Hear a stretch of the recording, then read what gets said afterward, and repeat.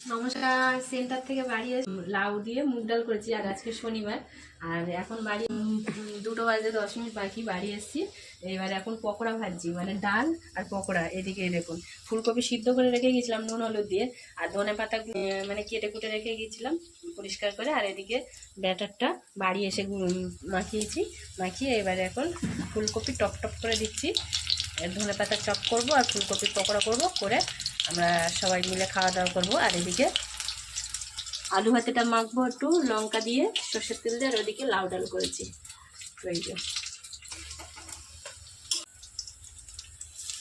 ধনে পাতার চপ বানাচ্ছি, এদিকে ফুলকপির পকোড়া হয়ে গেছে, আর এদিকে ধনে পাতার চপ বানাচ্ছি।